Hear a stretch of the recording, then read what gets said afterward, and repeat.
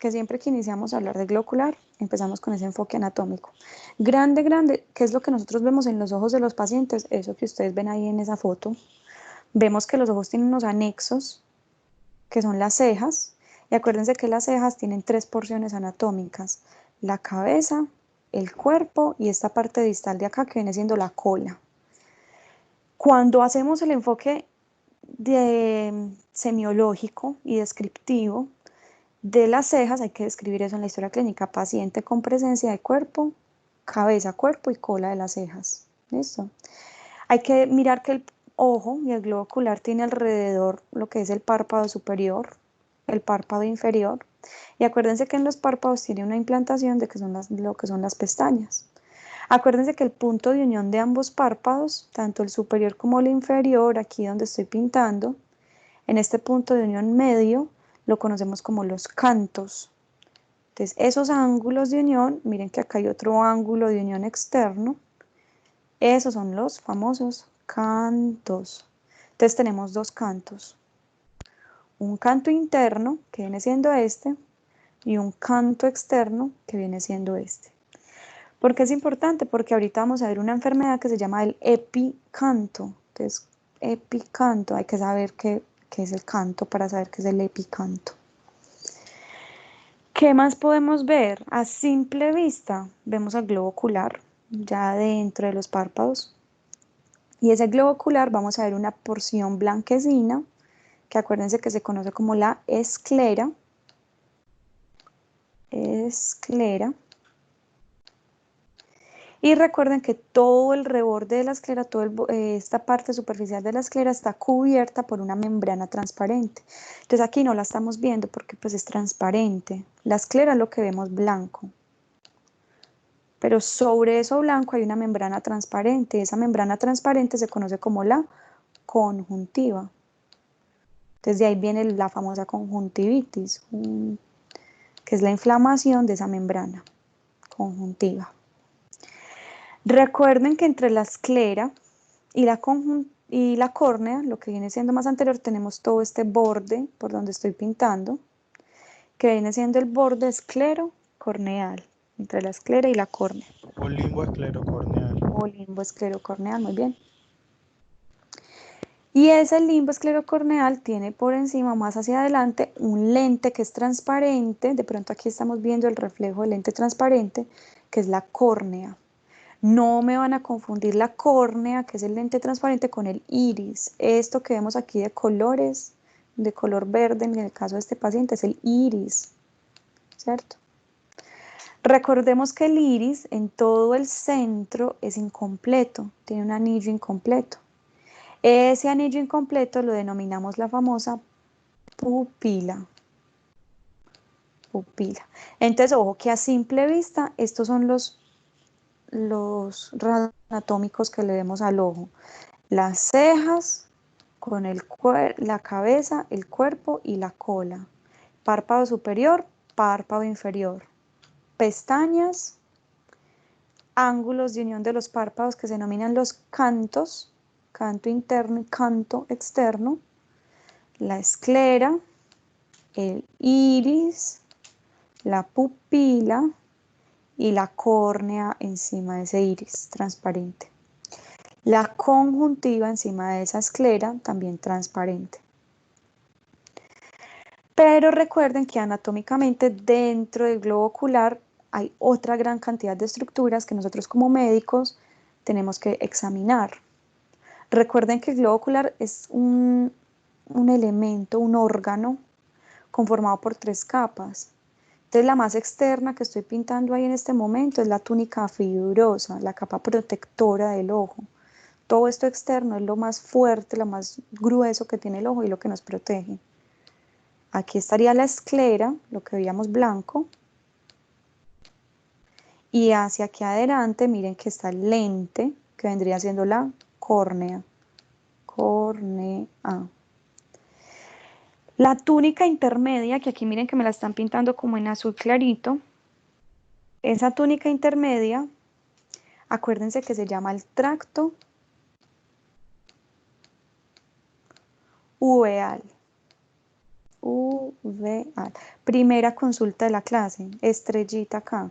Me van a consultar qué es la famosa uveitis. Y yo no creo que hay que consultarla para saber que la uveitis es la inflamación del tracto uveal. Profe, una pregunta. Cuéntame. Ahí no era que se hablaba pues pues como de la inflamación de la coroides, el cuerpo ciliar y el iris, pues que eran las tres estructuras Exacto. en ese tracto. Porque entonces el tracto uveal está conformado por tres estructuras. Esa primero que acabo de pintar ahí, que viene siendo la coroides. Coroides.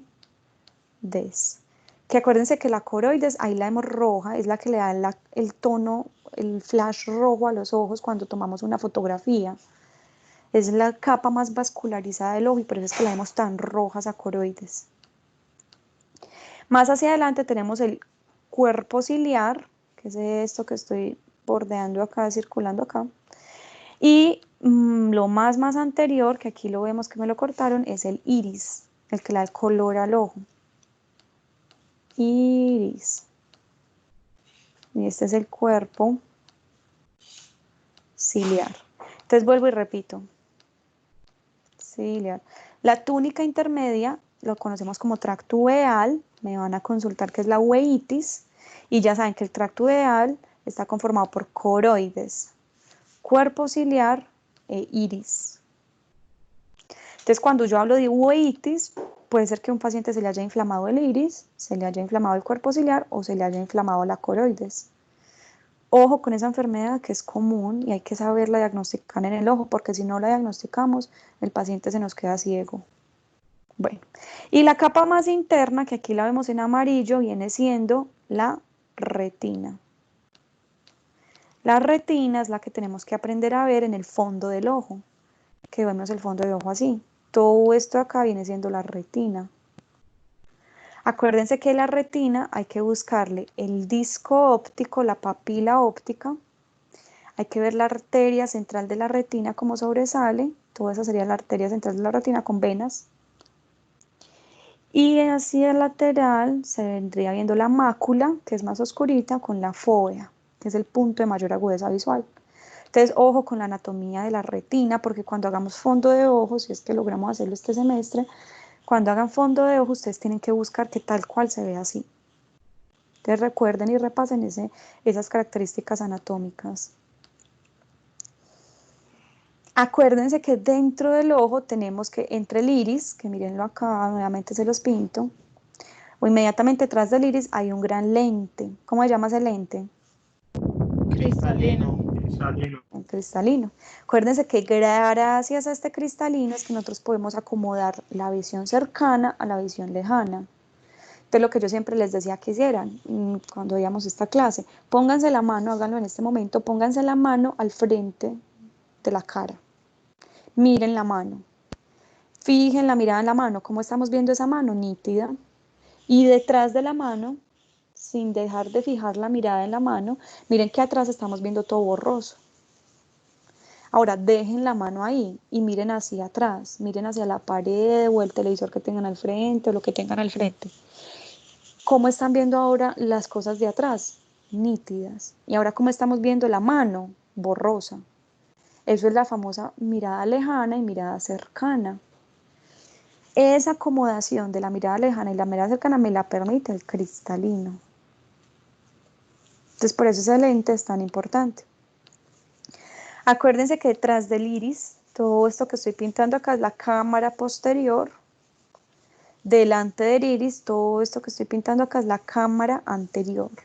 Hay que saber qué es la cámara anterior porque ahorita vamos a evaluarla. Entonces miren que ¿qué conforma la cámara anterior? La córnea y el iris. Porque ahorita vamos a ver una enfermedad que se llama cámara anterior estrecha. Entonces, ¿cómo sería un paciente con la cámara anterior estrecha? Con una córnea aplanada. Si yo tengo un paciente con una córnea aplanada, esa cámara anterior va a ser muy estrecha. Ese paciente puede sufrir de glaucoma. Hay que saber qué es la cámara anterior. Recuerden también que la cámara posterior se produce un líquido. Ese líquido se llama el humor acuoso. Acuoso. Y ese humor acuoso migra a la cámara anterior y se drena por este conducto aquí chiquitico que se llama el conducto de Schlemm.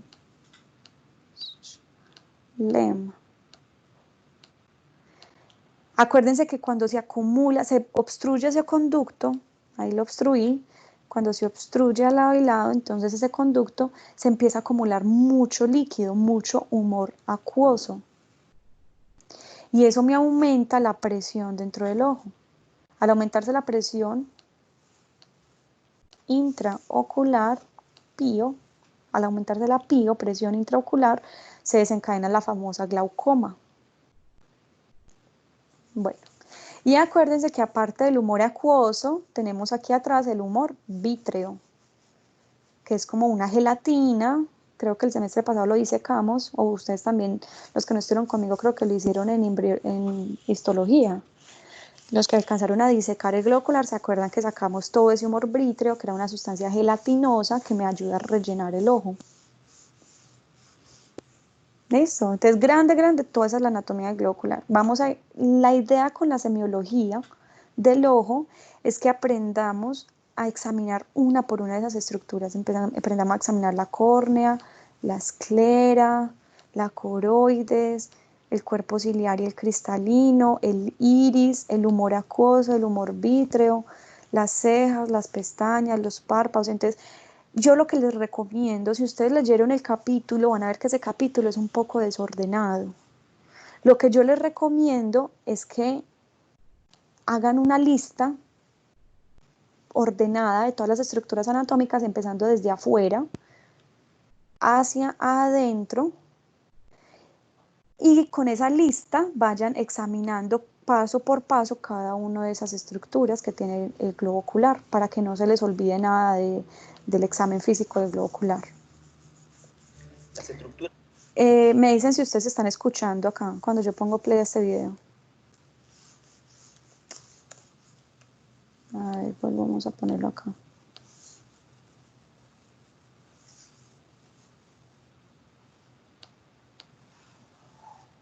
Ya se frenó. Este es como un video que me repasa un poquito. Ya se los voy a volver a proyectar. Las estructuras más. Todo lo que les acabo de mencionar.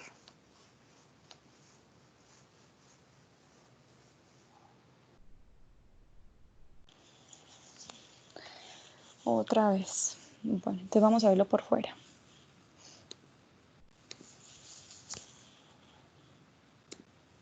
Me dicen si escuchan el audio.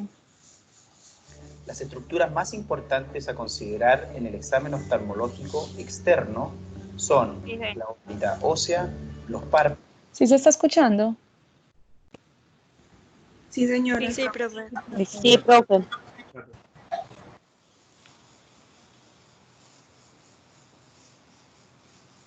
Ay, otra vez, ¿qué es esto tan cansón? Las estructuras más importantes.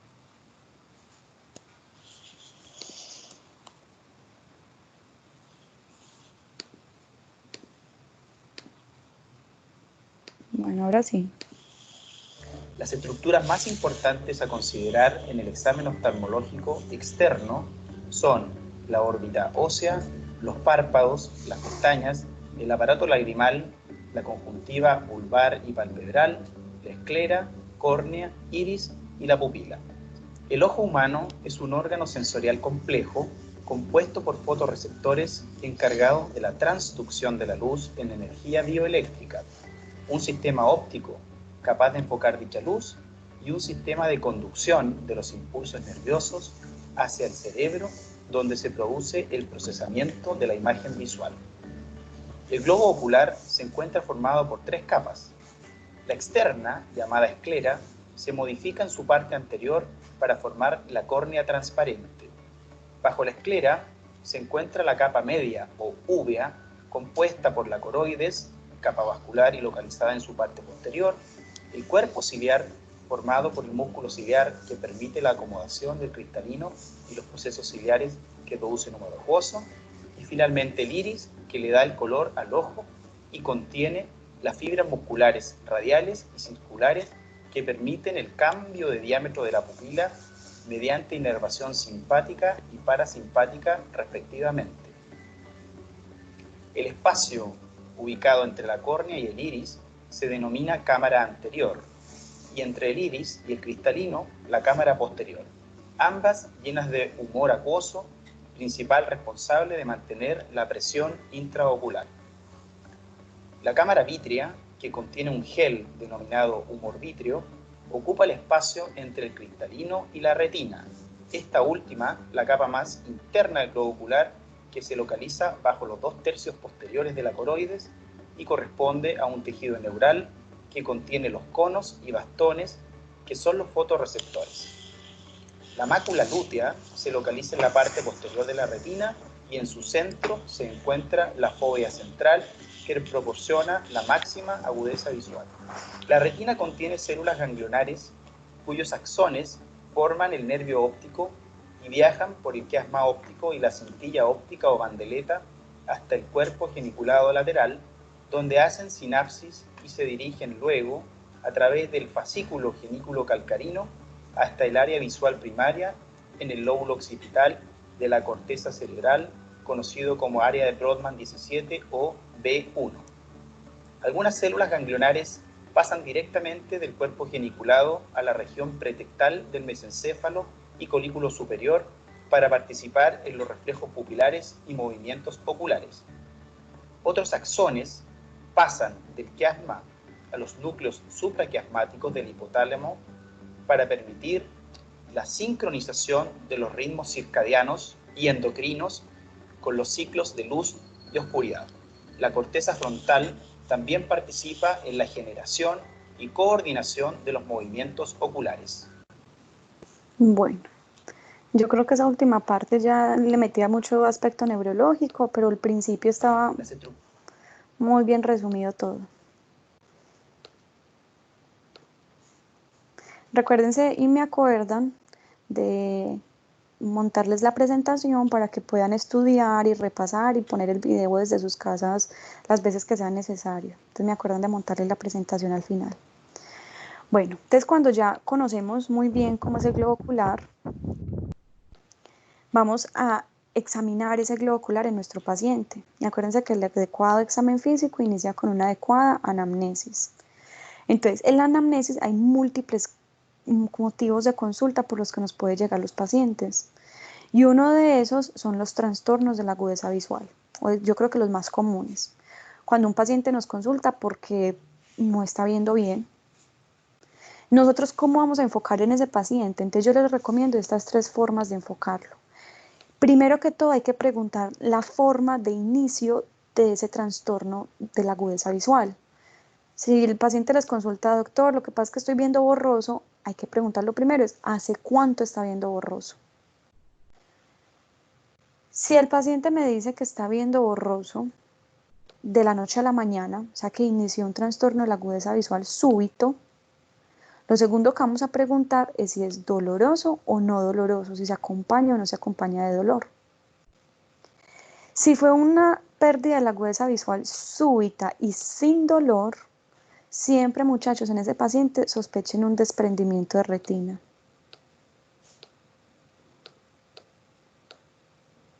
Retina. La retina, cuando se desprende, cuando se cae esa retina, generalmente no produce dolor. Entonces, ojo con el desprendimiento de retina, y eso es súbito. O la segunda que vamos a sospechar es una amaurosis fugaz. ¿Alguien sabe qué es la amaurosis fugaz? ¿O qué es la amaurosis? Es la ceguera transitoria, ¿no? Muy bien. Amaurosis es ceguera. Es el sinónimo de ceguera. Entonces ustedes pueden decir paciente con ceguera o pueden decir paciente con amaurosis. Por ejemplo, eso podría ser de 2 formas, ¿no? Por ejemplo, si se afecta directamente el nervio óptico o pues por ausencia de la circulación de sangre, ¿no? Entonces, ¿la fugaz cuál sería? Sí, exacto. La fugaz es por una obstrucción de las arterias carótidas. Entonces, cuando un paciente les consulte por una amaurosis fugaz, lo segundo que van a hacer van a auscultar cuello, que ya aprendimos que hay que ponernos el fonendo y poner el fonendo sobre el cuello para ver si hay soplos en el cuello. Si encontramos un soplo en el cuello, vamos a sospechar una estenosis o placas de ateromas en la arteria carótida, ya sea en la carótida común o en la carótida común interna. Si el paciente está haciendo ejercicio, aumenta el flujo de sangre al sistema nervioso central, como esas carótidas están estenóticas, están limitando el paso del flujo sanguíneo, la retina y el nervio óptico como tal se va a quedar sin vascularización y el paciente va a perder la visión súbitamente. Entonces, un paciente que está haciendo ejercicio y de un momento a otro no ve nada. Paró de hacer ejercicio y retornó la visión. A eso lo llamamos amaurosis fugaz. Entonces ya sabemos, súbitamente perdió la visión, pero no presentó dolor ocular, entonces o se le desprendió la retina, si esa pérdida de visión es continua, o si volvió la pérdida de la visión, vamos a sospechar en la amaurosis fugaz, que ya saben que es una obstrucción de las carótidas. Entonces segundo que vamos a hacer, vamos a auscultar ese cuello. Bueno. Si el paciente perdió súbitamente la agudeza visual, pero está con mucho dolor ocular, vamos a sospechar cosas como la uveitis, acuérdense que es lo que ustedes me van a consultar, la uveitis o el glaucoma agudo.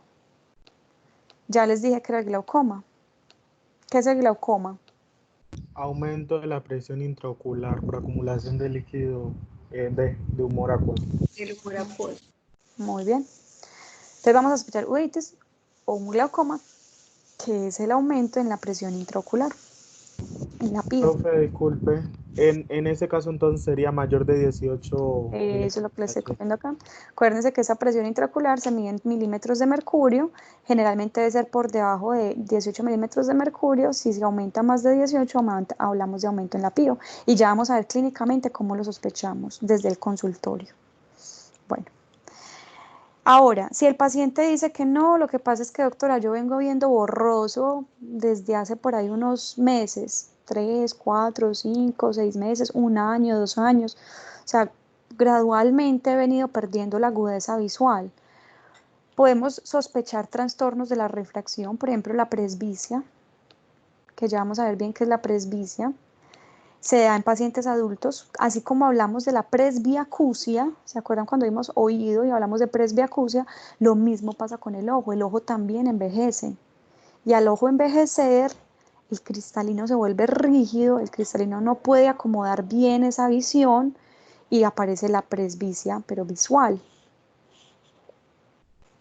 Otro trastorno, cuando tenemos una pérdida gradual de la visión, otro trastorno que podemos sospechar es un glaucoma también, por ejemplo en pacientes jóvenes o adultos jóvenes, glaucoma, yo corro esto, glaucoma, pero crónico. A este le vamos a poner el nombre de glaucoma agudo, pues porque fue súbito.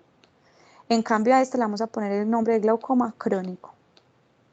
Entonces, ojo con esta primera diapositiva, porque los trastornos de la agudeza visual son motivos de consulta que sí o sí fijamente les va a llegar al consultorio.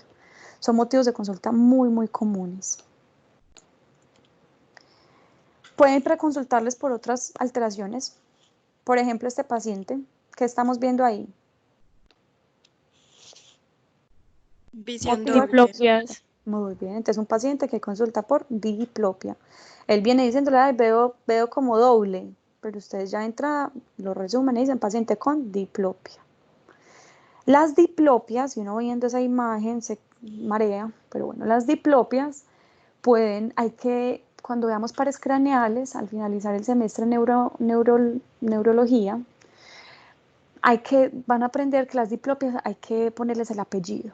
Entonces las diplopias pueden ser verticales, horizontales u oblicuas. Esa diplopia que están viendo ustedes ahí en esa imagen es de qué característica, vertical, horizontal u oblicua. Vertical. vertical. Exacto, vertical, porque miren que la imagen superpuesta está una encima de la otra. Entonces esta diplopia la denominamos diplopia vertical. Generalmente son por los músculos que miran en la mirada vertical, que se encargan de la mirada vertical, el recto superior o el recto inferior.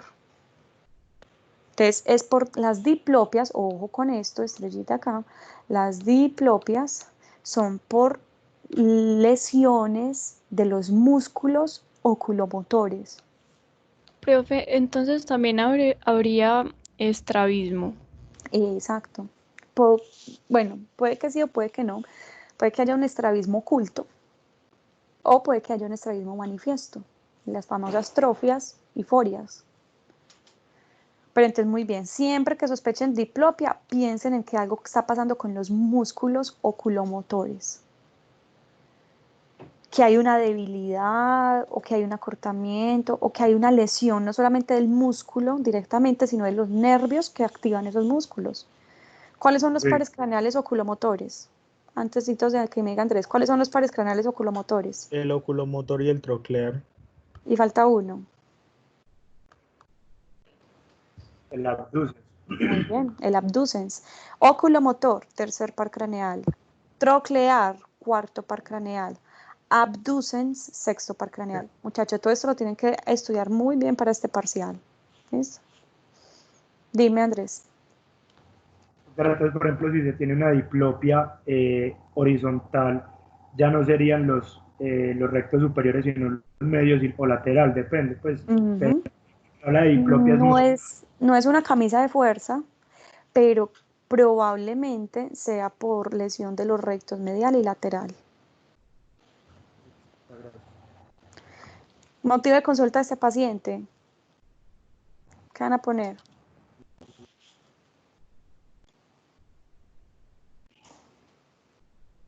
Paciente que consulta, ¿por qué tiene ese paciente? Astigmatismo. Visión borrosa, visión borrosa. ¿cierto? Está viendo borroso, visión borrosa. El problema con la visión borrosa, ya nosotros como médicos tenemos es que definir esa visión borrosa, cuál es la causa de esa visión borrosa. Y grande vamos a tener 3 causas. Entonces, lo primero que vamos a preguntarle a un paciente que nos consulta por visión borrosa es si está viendo borroso de lejos o de cerca. Miren esa imagen, este paciente tiene una visión borrosa lejana o una visión borrosa cercana. Lejano. Lejana. Lejana, miren que cerca está viendo muy bien. Generalmente las visiones borrosas lejanas se dan en la famosa miopía, en los pacientes miopes. Los miopes ven borroso de lejos. Miopes, la miopía. ¿Por qué? Porque el globo ocular, miren esta imagen, el globo ocular es muy grande en los miopes, apréndanse eso. Los miopes tienen ojos grandes. De pronto acá en la clase haya más de un miope. Es una enfermedad muy común, una condición muy común. Como el globo ocular es tan grande, cuando la imagen atraviesa la córnea, atraviesa el cristalino y se refracta, acuérdense que los medios de refracción son la córnea del cristalino, los principales medios de refracción, cuando esa imagen se forma y se produce, como el ojo es tan grande, se produce antes de llegar a la retina. Entonces miren dónde se está produciendo esa imagen, hay antecitos de la retina. Por eso, cuando ellos miran de lejos, no están viendo de lejos. En cambio, cuando miran de cerca, ven muy bien. Ahora, miren esta segunda imagen. Acabo de poner. ¿Qué tiene este paciente? ¿Visión borrosa qué? ¿Lejana o cercana? Cercana. Cercano. Miren que estos señores y esta niña ya está acá borrosa. Cuando el paciente no ve bien de cerca, ahí vamos a sospechar en una famosa hipermetropía, que era la pregunta del quiz. Apréndanse esto, la hipermetropía. En la hipermetropía el paciente tiene el ojo pequeño. Hipermétrope. En el hipermétrope el ojo es muy pequeño. Y como el ojo es pequeño, cuando ellos están viendo de cerca, la imagen sobrepasa el ojo y la imagen se forma detrás del ojo. O sea que no alcanza a formarse en la retina. Y la idea es que se forme exactamente en la retina. Entonces, por eso esos pacientes no ven bien de cerca, pero ven muy bien de lejos. Y hay otros trastornos, como por ejemplo la presbicia. Y miren este paciente, tiene una visión borrosa lejana. Miren que también tiene una visión borrosa cercana. Eso es muy común en el astigmatismo. En el astigmatismo, si ustedes detallan bien esta tercera imagen de acá abajo, van a ver que esa córnea está como chorreada hacia abajo, está como deforme. El astigmatismo no es una enfermedad del tamaño del ojo, sino que es una enfermedad por deformidades en la córnea. Miren que la córnea tiene que tener esta forma, es un lente convexo hacia afuera y cóncavo hacia adentro. Ese lente tiene que ser muy parejito. Pero si tiene deformidades, como ahí que lo estamos viendo chorrea como goteado hacia abajo, eso va a hacer que la imagen, incluso se puedan producir dobles imágenes. Entonces ahí me pintan un señor, acá voy a pintar yo otro. Y eso es lo que hace que el paciente vea borroso. Ojo con el astigmatismo. Entonces, este es un ojo miope, esto es un ojo hipermétrope y este es un ojo con astigmatismo. Dime, Andrés. ¿Cuál es la diferencia entre, por ejemplo, un miope o un astigmatismo y eso, a la astenopía? ¿Es que la astenopía es por fatiga o también es por alguna... Tal cual como lo dijiste. La astenia, acuérdate que viene astenopia, viene astenia. Y ya vimos que la astenia y la dinamia, la dinamia es la falta de energía físicamente, la astenia es la sensación de fatiga. La astenopia es eso, la fatiga del ojo, de la acomodación del cristalino. El músculo ciliar, que es el que acomoda el cristalino para la visión lejana y visión cercana, se cansa. Entonces ese músculo ya no puede modificar la forma del cristalino y se dan esas visiones borrosas. Bueno. Entonces, grande, tenemos la miopía, que ya la entendimos. Todo eso lo llamamos defectos de refracción. Entonces, póngalo en el cuaderno, título, defectos de refracción. Miopía, hipermetropía, astigmatismo. Lo ideal es que tengamos un ojo emétrope. ¿Qué es un ojo emétrope? Un ojo que ve bien. Todos los que no usamos gafas acá en el salón, que vemos súper bien de lejos y de cerca, tenemos ojos emétropes. No sé si acá le falta una R. Para mí le falta una R, emétrope. Bueno, y la presbicia, lo que les dije ahorita, acuérdense que tenemos presbiacusia, que es cuando el oído envejece, y por eso es que cuando llegamos a la vejez no escuchamos bien y nos tienen que gritar para poder escuchar. El ojo también envejece y el cristalino se endurece. Y ese cristalino ya no es capaz de acomodarse y deformarse para poder mirar de lejos o mirar de cerca. Esas como las principales causas de presbicia. Entonces esa es la famosa, como dicen pues, en la calle, la mirada vaginal. Cuando uno le muestra a los papás, además que más de alguno tiene algún paciente, algún familiar ya en la casa con presbicia, y uno le muestra el celular de frente y ellos que lo primero que hacen con el celular, lo alejan y se lo ponen por allá lejos y ahí sí enfocan bien la mirada.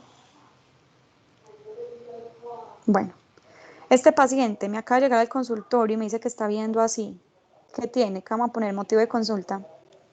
Escotoma. Muy bien, un escotoma.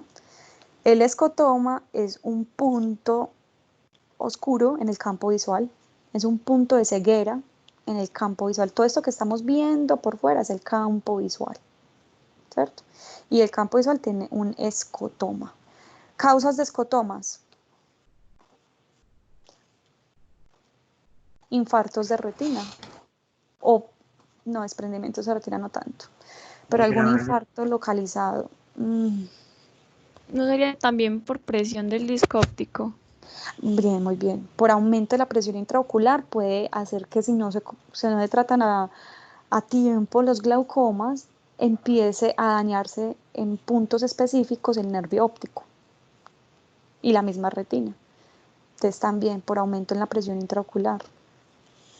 Bueno, o también podemos tener escotomas por infartos cerebrales.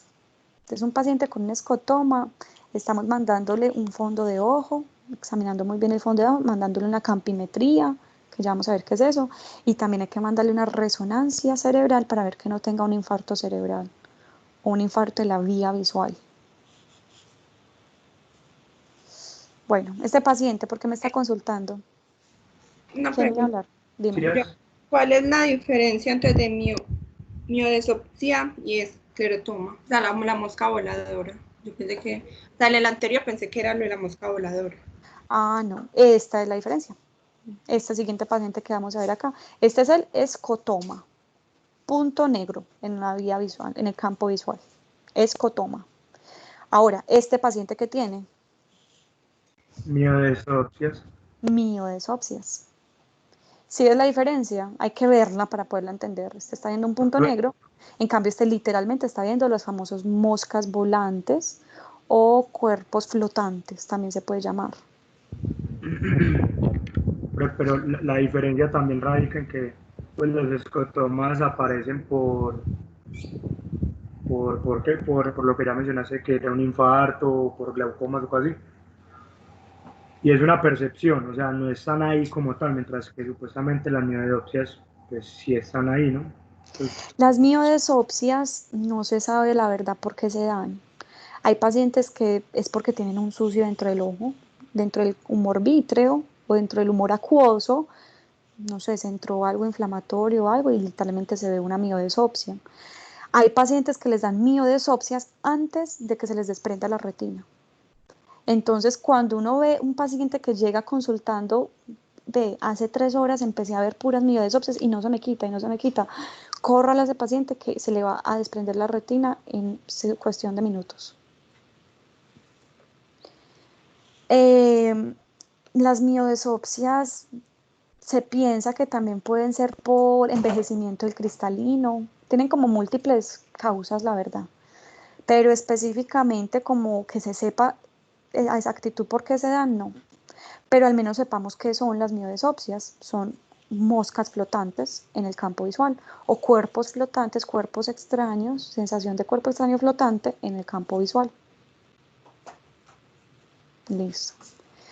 Ahora este paciente, ¿sí logran ver qué está viendo? Está viendo como destellos de luz en el campo visual. Muy bien, destellos de luz. Miren que ahí se los estoy subrayando, como en el campo visual. ¿Cómo se llama eso?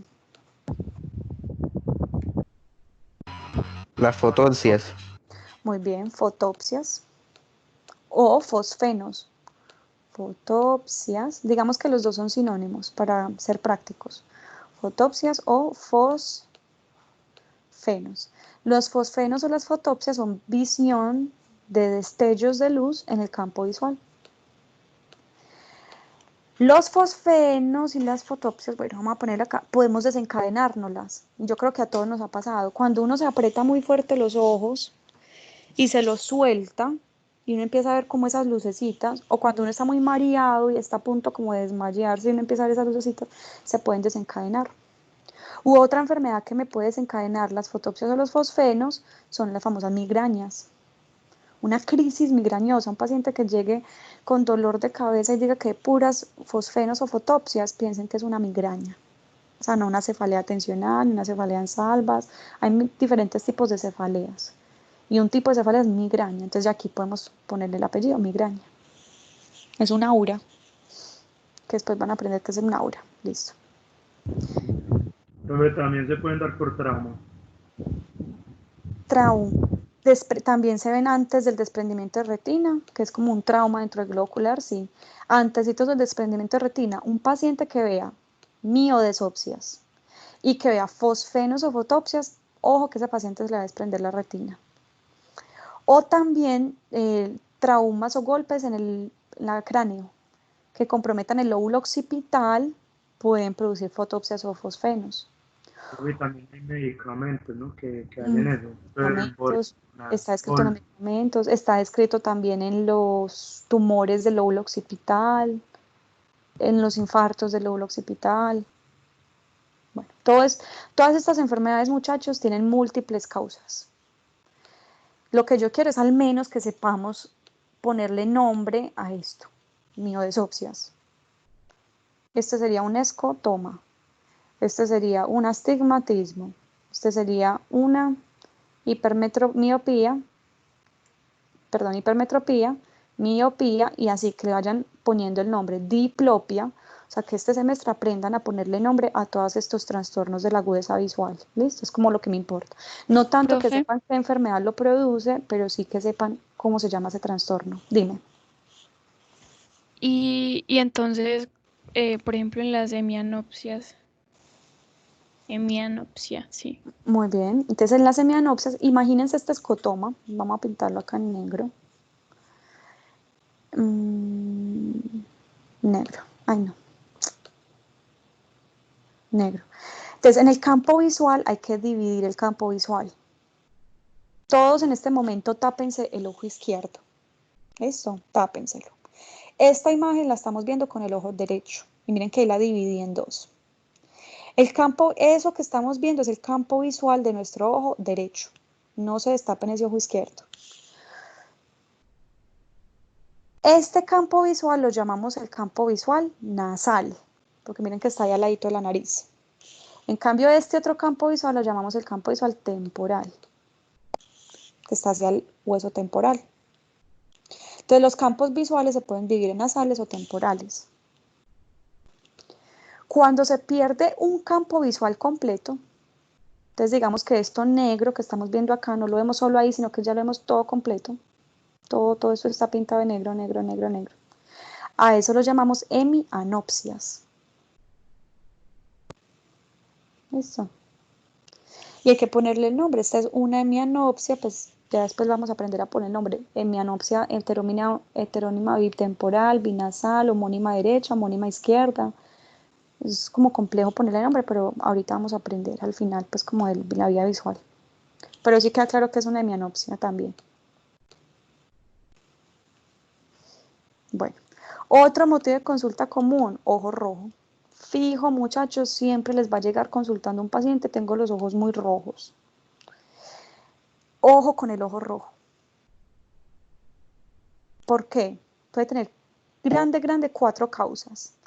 Una conjuntivitis, un glaucoma, una uveitis y una queratitis. La más común es la conjuntivitis. Entonces, si nos tenemos que aprender qué es la conjuntivitis, ya sabemos que la conjuntiva es la membrana transparente que recubre la esclera del ojo y la parte interna de los párpados. Cuando esa membrana transparente se inflama, lo llamamos conjuntivitis, itis de inflamación. Generalmente las conjuntivitis no duelen, simplemente molestan mucho. Es como si tuviéramos un cuerpo extraño dentro del ojo. Yo creo que a todos nos ha dado en algún momento de la vida conjuntivitis. Y uno siente como que ese ojo le molesta, como si tuviera algo metido allá adentro, como si le picara. Pero dolor como tal no es. Ojo, porque miren que el resto de las enfermedades duele. Glaucoma dolor, uveitis dolor, queratitis dolor. Ese resto de enfermedades que hay que ponerle mucho cuidado duelen. Como la conjuntivitis, no. Ojo con la pupila. La pupila va a estar normal. Entonces la pupila, cuando apliquemos los reflejos pupilares, se va a poder contraer, va a poder estar en miosis o midriasis. Acuérdense que una pupila pequeña lo denominamos miosis. Y una pupila grande la denominamos midriasis. Entonces, los reflejos pupilares para hacer miosis y midriasis van a estar conservados en la conjuntivitis.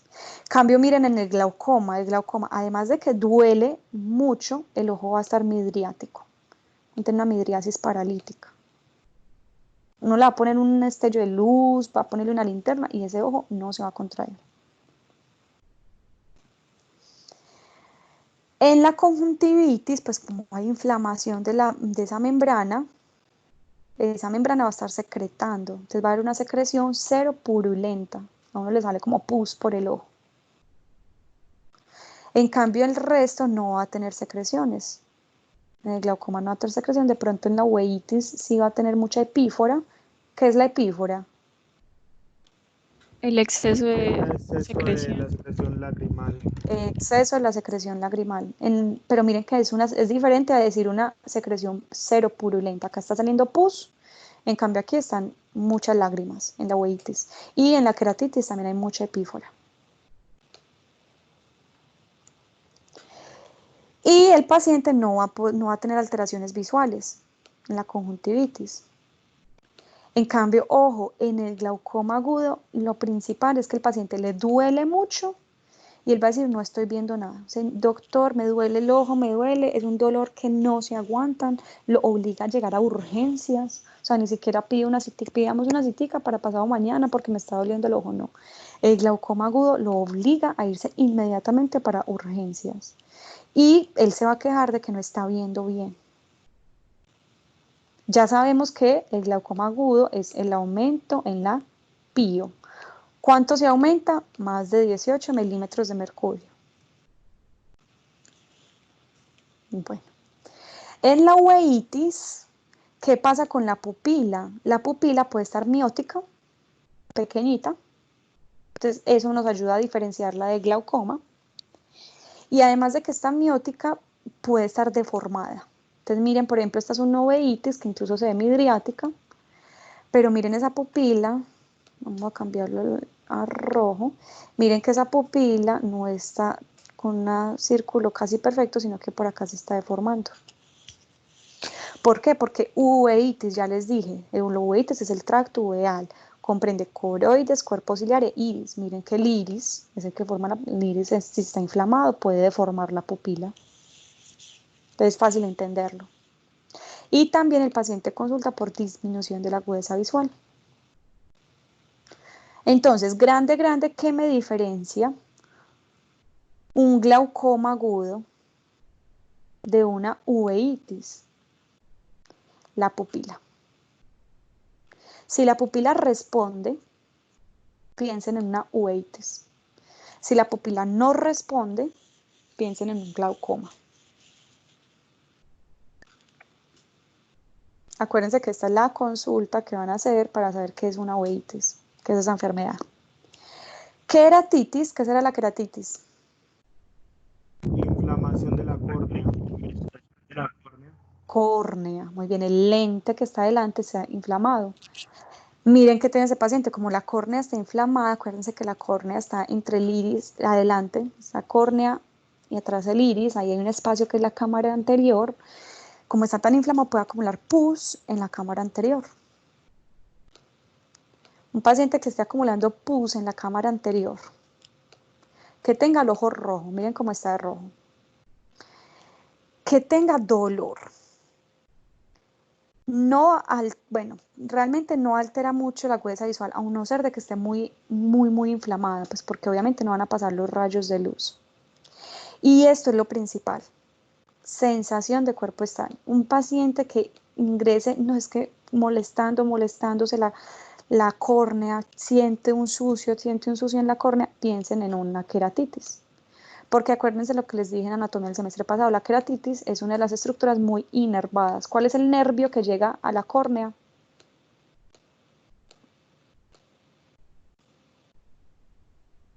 Tóquense la córnea en este momento, vayan al espejo y métanse el dedo al ojo y tóquense la córnea. No van a ser capaces. ¿Por qué? Porque la córnea es muy sensible. Esa sensibilidad se la da un nervio. ¿Cuál es el nervio sensible de la cara? Que nos da el tacto, presión y temperatura en la cara. El trigémino. El trigémino. Trigémino, tacto, dolor y temperatura. Entonces el trigémino llega a la córnea. La córnea es una de las estructuras más inervadas que tenemos en el cuerpo. Por eso es que cualquier sucio que nos entre en el ojo nos va a molestar. Entonces por eso una córnea inflamada, inmediatamente sospechen en un paciente que sienta esa sensación de cuerpo extraño. Listo. Entonces, ojo con esas 4 enfermedades que tenemos que saber diferenciarlas. Vamos a empezar con el examen físico. Yo que les recomiendo para hacer un adecuado examen físico, muchachos, hagan una lista de chequeo. Entonces pongan cejas, pestañas, párpados, esclera, conjuntiva y en la lista de chequeos vayan examinando ítem por ítem. Entonces yo voy a empezar con mi lista de chequeo, ¿cierto? Y voy a empezar en orden, de las estructuras más externas a las estructuras más internas. No es una camisa de fuerzas, el que quiera empezar examinando otra cosa puede hacerlo. Listo, esto no es una camisa de fuerzas porque aquí no hay palpación, inspección, palpación, percusión, auscultación. Como tal, no se pueden seguir esas normas. Entonces vamos a empezar con las cejas. Lo que hacemos con las cejas es que hay que inspeccionarlas, hay que inspeccionar que tengan cabeza, cuerpo y cola. ¿Qué vemos en estos pacientes? Madarosis. Pareciera Pues una hay unos madarosis. que tienen presencia de cola y pues en el otro veo como más o menos la presencia de la cabeza. Muy bien.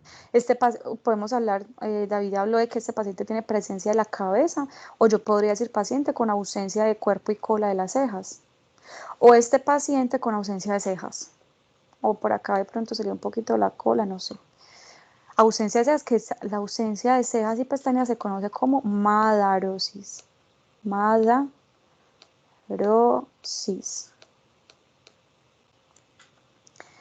La madarosis o la ausencia del cuerpo y cola de las cejas se da en una enfermedad. ¿Saben cuál? La psoriasis o la alopecia. Bueno, la alopecia. ¿Cuál Pero otra? puede ser, por ejemplo, una radioterapia Un o paciente que acabó de ser sometido a radioterapia o quimioterapia. Muy bien. el hipotiroidismo y pues lepra obviamente también. Muy bien. Lepra, hipotiroidismo. Todos los que nos dijo Andrés, ténganlos ahí anotaditos. Muy bien. Ya, ¿qué más se les presiona las cejas? De pronto la simetría, hay que mirar que una ceja esté simétrica a la otra, no que una esté por allá levantada y la otra por allá caída. Si vemos asimetrías en las cejas, piensen en que de pronto el paciente puede tener una parálisis facial. Hay que pedirle al paciente que mueva esas cejas, levante las cejas, baje las cejas, arrugue las cejas y examinando los movimientos de las cejas podemos examinar el nervio facial que tenga una adecuada movilidad. Muy bien. Vamos con los párpados. Entonces, los párpados, acuérdense que lo que les dije, la unión del párpado superior con el párpado inferior, esos ángulos donde se unen se conocen como los cantos. Hay que observar la distancia que hay entre ambos cantos, porque si la distancia está muy aumentada, como es evidente en esta paciente, a eso lo denominamos telecanto. Y el telecanto puede ser común en enfermedades como el mongolismo, las trisomías 21. Hay que Profe, mirar, disculpe, dime, ¿podría repetirme el telecanto? Es la distancia entre... aumentada entre los cantos internos del ojo. Distancia aumentada entre los cantos internos del ojo.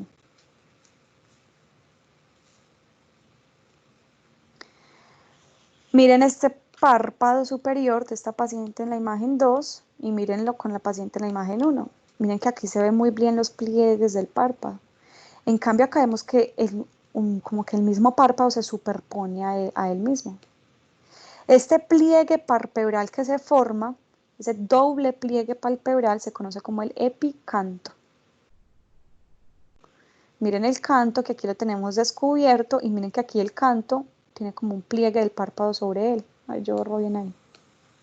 Entonces miren este canto y tiene como un pliegue de párpado encima. Entonces ese pliegue palpebral encima del canto se conoce como epicanto.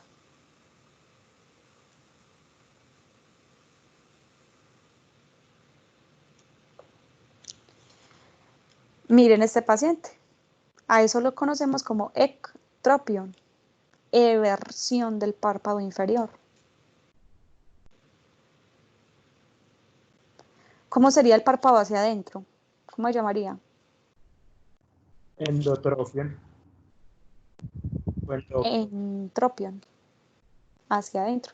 Miren este paciente, todo el párpado inferior está hacia adentro. ¿Cuál es el problema o el riesgo de este paciente? La imagen número 2. ¿Y cuál es el riesgo o el problema del paciente en la imagen número 1? En la 1 que puede estar muy expuesto, por ejemplo, a una bacteria o algo así, pues a un cuerpo extraño más que todo. Y en el entropión es como ya no puede el correcto drenaje, si llega a tener un cuerpo extraño, no. Entonces También lo que... sería, ¿Sí? no sería, digamos, como que alteraciones en digamos, en esa apertura, por decirlo así, del ojo, o digamos en el cerrado del ojo. Muy bien. Entonces, en el ectropion, como lo dice Andrés y David, los párpados están hechos para protegernos. Entonces, si el paciente, pídale a este paciente que cierre el ojo, probablemente cuando cierre el ojo va a quedar entreabierto. Y un ojo entreabierto puede hacer que el ojo se seque primero que todo. Al secarse puede dañar la córnea o le pueden estar más expuesto a cuerpos extraños. O en el entropion, ahí sí no me lo dijeron bien, ahí me fallaron, pero en el entropion, las pestañas, ¿dónde van a estar? Por allá adentro. Y un paciente con las pestañas adentro, imagínenselo parpadeando cada parpadeo. Esas pestañas que están adentro van a estar rayando la córnea. Este paciente puede quedar ciego. Las pestañas están todas allá. Rayan la córnea, cicatrizan la córnea. Y acuérdense que la córnea tiene que estar transparente. Muy bien. También está en los párpados, hay que inspeccionar la implantación de las pestañas. Miren la triquiasis, a lo que hace referencia, es una doble línea de pestañas. Entonces acá tenemos las pestañas muy bonitas por fuera implantadas, pero miren que por dentro tenemos otra línea de implantación de pestañas. Esa doble línea de implantación de las pestañas la conocemos como la triquiasis. La distriquiasis es la implantación completamente anormal de ellas. Y miren en la córnea de ese paciente, ya la estamos viendo blanca. De la cantidad de veces que se ha rayado la córnea con esas pestañas. Estos dos pacientes tienen ese riesgo también de rayarse la córnea, de producir cicatrices. Aquí ya se ven las cicatrices blancas y el paciente se puede quedar ciego. Entonces, ojo con la triquiasis y la distriquiasis. Profe, ¿me puede volver a repetir qué es la distiquiasis? Es la implantación anormal de las pestañas.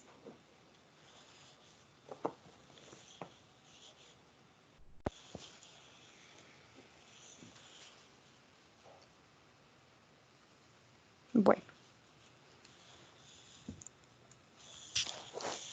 Hay que mirar bien los párpados. Miren, esta paciente tiene el párpado izquierdo caído. Cuando el párpado está caído, eso lo denominamos ptosis. Ptosis palpebral. Causas de ptosis palpebral. Puede ser por miastenia gravis o también por la toxina botulínica. Miastenia gravis. Debilidad Pues, sobre el músculo del párpado. Parálisis facial también. No tanto la parálisis del nervio facial, sino la parálisis del tercer par craneal. Acuérdense que el músculo elevador del párpado está inervado no por el nervio facial, sino por el tercer par craneal. Entonces, parálisis del no facial, sino del tercer par craneal. Pero por ahí va muy bien. Este paciente hay que mirar que no tengan edema de los párpados. Ya sabemos que el edema palpebral puede significar enfermedad renal crónica, infecciones locales. Profe, Dime. también puede ser, por ejemplo, no sé, por un exceso de piel en el párpado, dermatocalasis. También. O este niño, miren que tiene un edema palpebral unilateral. Ese es el famoso signo de Romaña.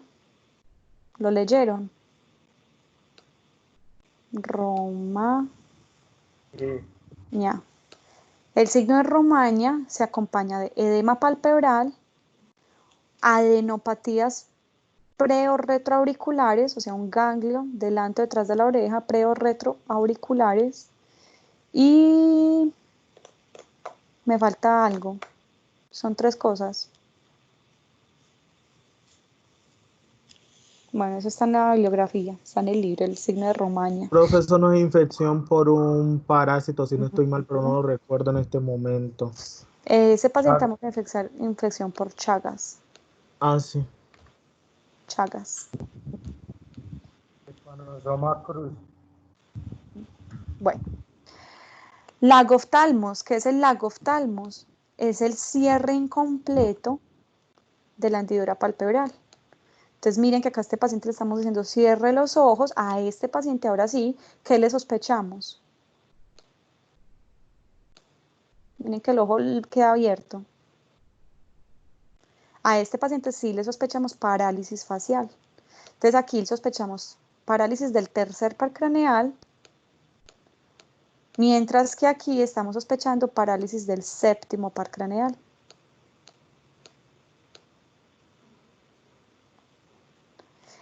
El problema del lag of thalamus es lo mismo, que si el ojo no se cierra, el ojo puede exponerse a que se seque. Y si se seca puede dañar la córnea. Entonces a este paciente hay que decirle que en las noches cuando se acueste a dormir se tape el ojo con una cinta. Literalmente que se cierre bien el párpado y que se ponga una cinta para que cuando esté durmiendo no se le abra ese ojo. Acuérdense que ese lag of thalamus, esa parálisis facial, produce este signo, que no solamente se denomina lag of thalamus, sino signo de Bell. El signo de Bell es cuando el globo ocular, uno le dice al paciente cierra el ojo y como no es capaz de cerrarlo del todo, el globo ocular se blanquea, se va hacia arriba. Entonces cuando se me blanquea ese globo ocular, a eso lo denominamos signo de Bell, parálisis del séptimo par craneal. Bueno, lo que mencionamos ahorita, la madarosis, acuérdense que la madarosis es la ausencia completa de cejas y pestañas. Y este paciente, miren que tiene como unos depósitos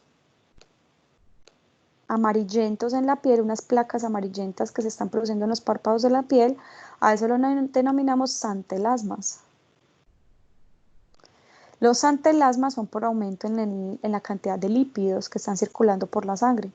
Entonces este paciente realmente no tiene pues como algún significado patológico, pero este paciente si le podemos mandar un examen del colesterol, triglicéridos, LDL, HDL, VLDL, todos esos lípidos no le sobraría.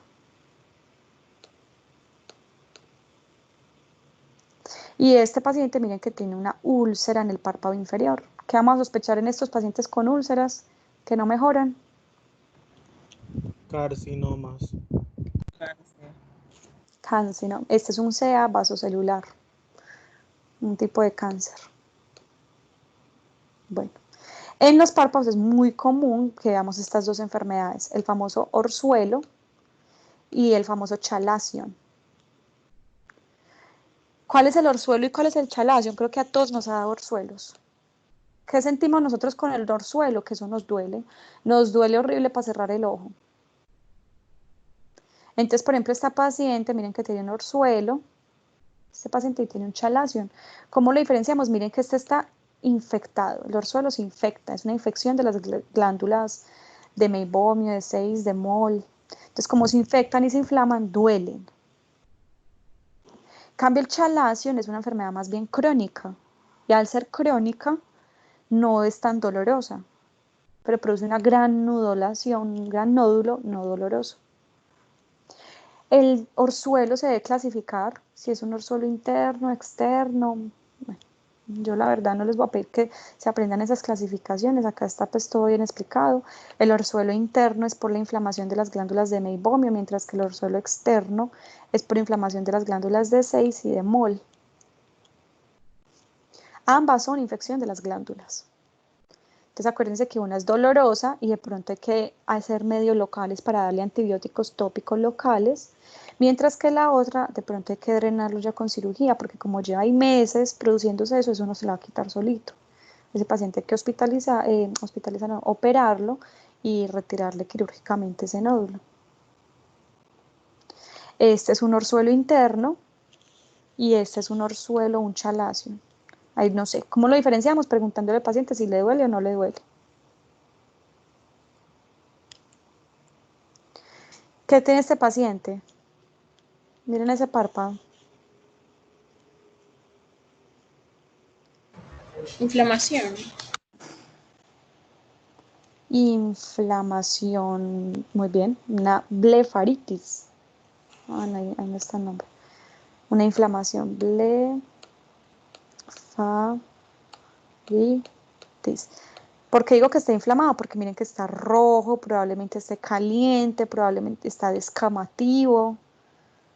Esa inflamación de los párpados lo denominamos blefaritis, itis. Hay que examinar, bueno, entonces ya nos vamos adentrando. Cejas, párpados, pestañas. ¿Qué sigue? La conjuntiva. La conjuntiva, acuérdense que hay dos tipos de conjuntivas. La conjuntiva que está sobre el globo ocular, sobre la esclera, que es esa membrana transparente que no vemos, o la conjuntiva que está por detrás del párpado.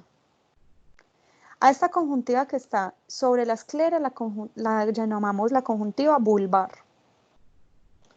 Y esta conjuntiva que está detrás del párpado la llamamos la conjuntiva tarsal. El párpado tiene el tarso por dentro. Entonces, conjuntiva tarsal. Hay que examinar las dos.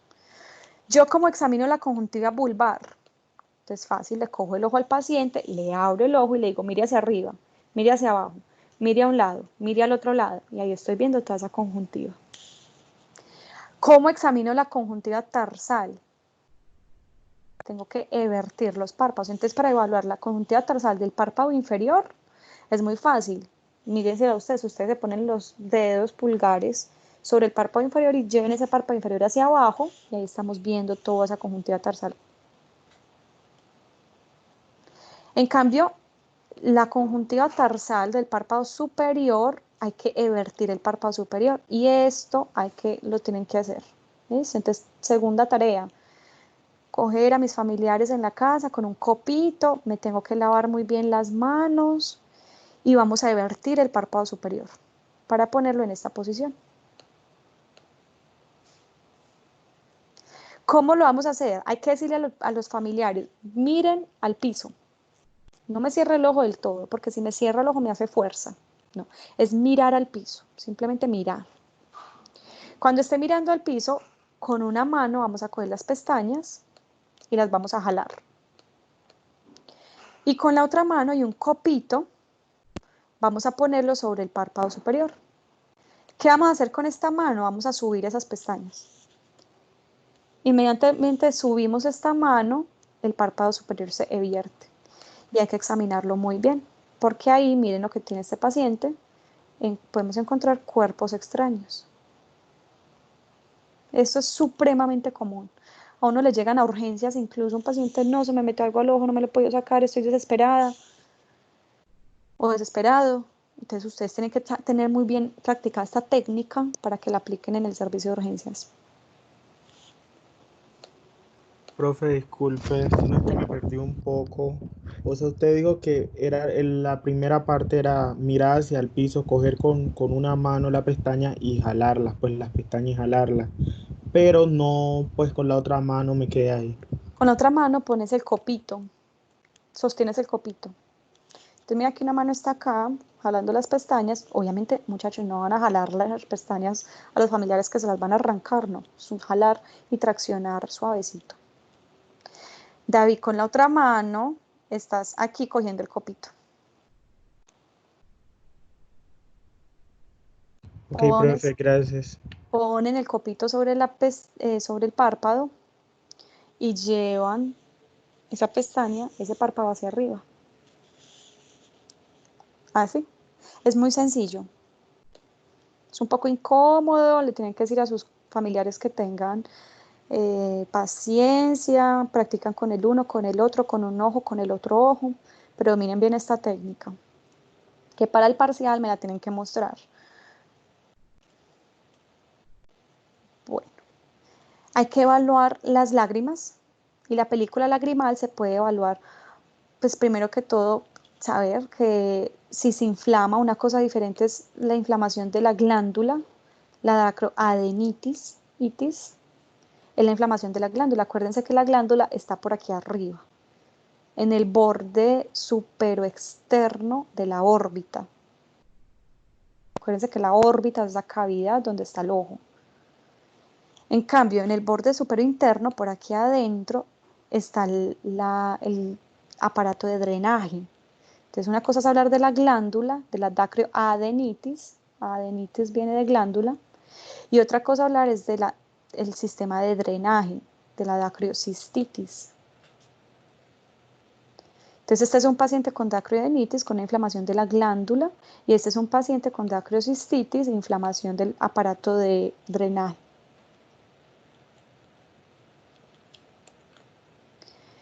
Cuando evaluamos las lágrimas, hay que evaluar dos cosas: la producción, que no haya un exceso de lágrimas o que no haya un déficit de lágrimas. ¿Cómo se llama el exceso de lágrimas? Epífora. Epífora. Este paciente tiene una epífora. Yo creo que la epífora se ve a simple vista. En cambio, cuando tenemos un déficit de lágrimas, ¿cómo se llama eso? Seroftalmos. Una seroftalmia. Para evaluar la seroftalmia, que de pronto es un poco más difícil, pues primero le preguntamos al paciente: ¿usted siente el ojo seco? Si el paciente me dice sí, siento el ojo seco, pues ya sospechamos una seroftalmia. Pero hay que hacer un test. Ese test se llama el test de Schirmer. El test de Schirmer utiliza un papel, una cintilla especial. Hay que tener esa cintilla especial que está marcada y que es sensible al líquido, a las lágrimas. Lo que hacemos es que colocamos esa cintilla en el párpado inferior, así como lo vemos en esta imagen. Y le decimos al paciente que cierre el ojo. Y contamos 5 minutos. Después de 5 minutos vemos qué tanto me marcó la película lagrimal. Y hacemos la medición. La idea es que esa película lagrimal llegue hasta 10 milímetros. De 10 milímetros para arriba, entre 10 y 15. Si no llegó hasta 10 o 15, sino 5 milímetros, 8 milímetros, hablamos de seroftalmia. Entonces miren acá, este video me muestra cómo se hace este test para que lo tengamos más claro. Vamos a ver.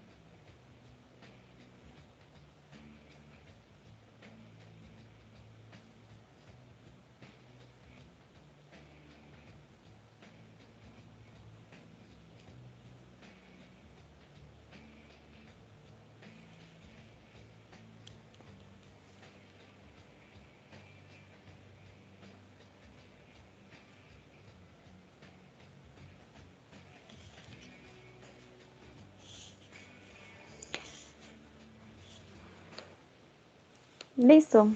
Es muy fácil de leer. Ay. Profe, por ejemplo, esa seroftalmia es muy común en pacientes con síndrome de Sjögren. Sí, si la seroftalmia la vamos a sospechar en pacientes con síndrome de Sjögren, que es una enfermedad pues, del ojo seco. Ojo seco, boca seca. Miren que tiene que ser una cintilla especial que absorbe. Miren que acá están haciendo como el examen con una tinta de un lapicero o pues como de un marcador y miren cómo lo absorbe.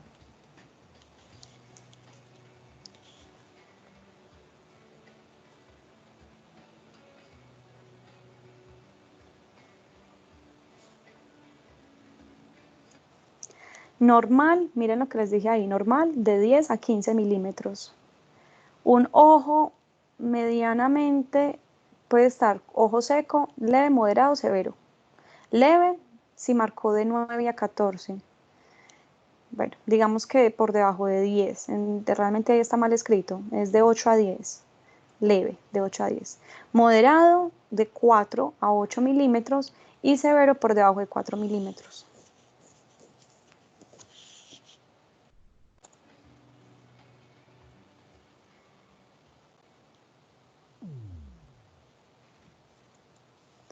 Listo. Seguimos inspeccionando. Entonces ya inspeccionamos toda la película lagrimal, la conjuntiva. Vamos al globo ocular. Vamos propiamente al ojo. Ay, se me perdió este lápiz. Déjenme, yo vuelvo y me salgo y vuelvo a entrar.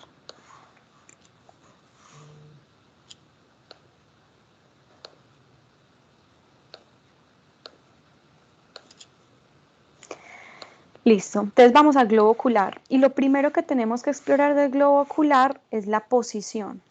Entonces miren, por ejemplo, este paciente, para yo poder inspeccionar la posición, en esta primera imagen yo estoy viendo que hay un ojo como que diferente al otro, ¿cierto? Miren que este ojo se ve como más pequeño, como más hundido, como si estuviera más caído. En cambio este se ve completamente normal, el ojo número 1 versus el ojo número 2 que se ve normal.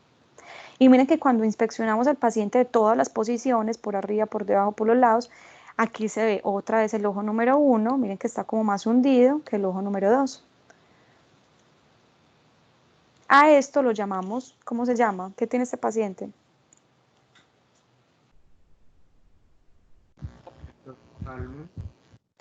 Enoftalmos.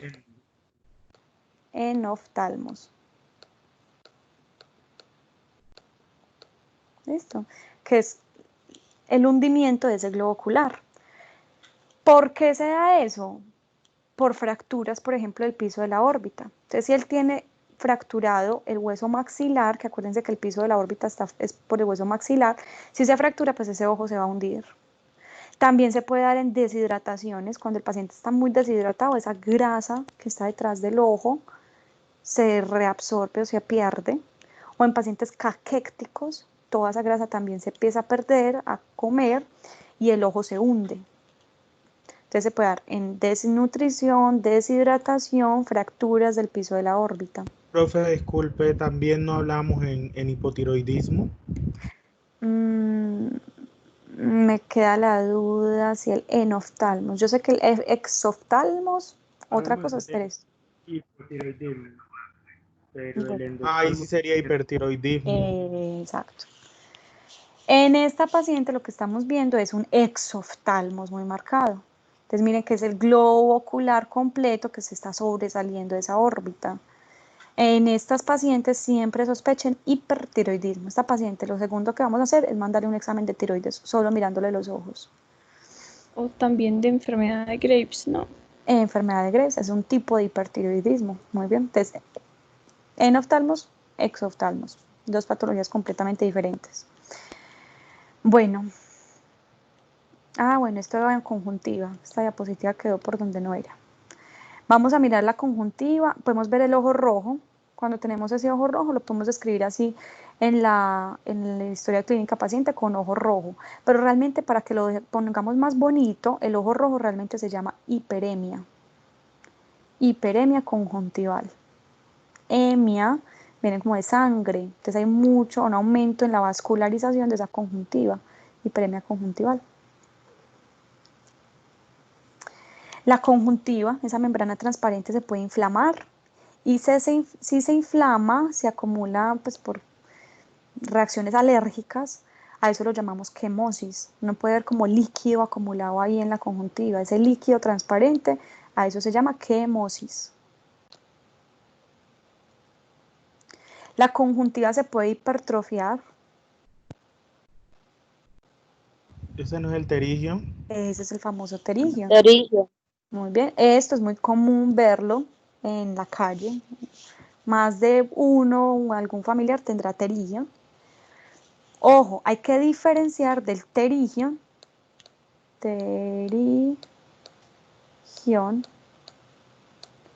Diferenciarlo de la pingüécula.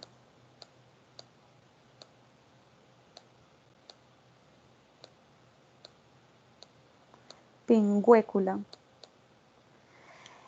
La pingüécula es esa hipertrofia de la conjuntiva, pero que no alcanza a llegar hasta la córnea.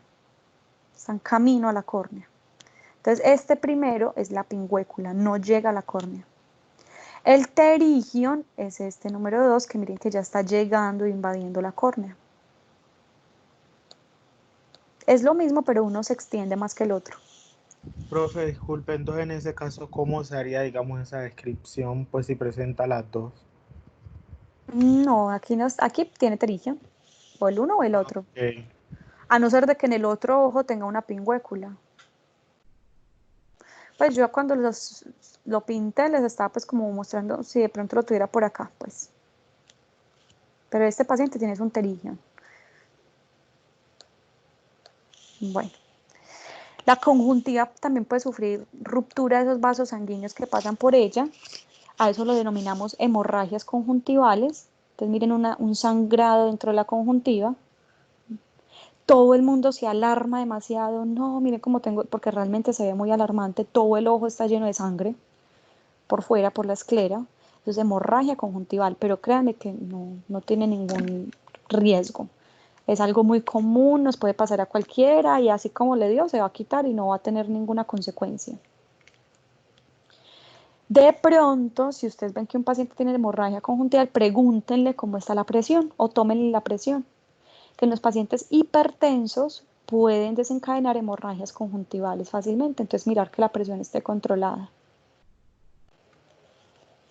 Las manchas de Bitot se me borran en este momento bien porque si no estoy mal, es por acúmulo de calcio. Pero queda como pendiente. Voy a poner estrellita acá para que lo consulten también porque se producen las manchas de Bitot. Son esas manchas que se acumulan ahí en la conjuntiva. Creo que es por depósitos de calcio. Bueno, la conjuntiva, miren aquí, vertimos el párpado inferior, lo que les dije, es muy fácil examinar la conjuntiva tarsal, haciéndole hacia el ojo, nada.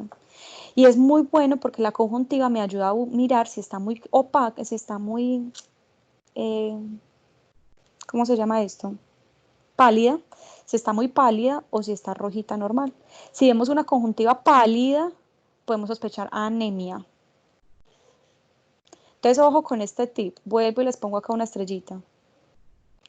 Pacientes, uno siempre llega a la casa o en la calle y uno le dicen, ay, estás muy pálido, estás anémico, solamente mirándole la cara. No.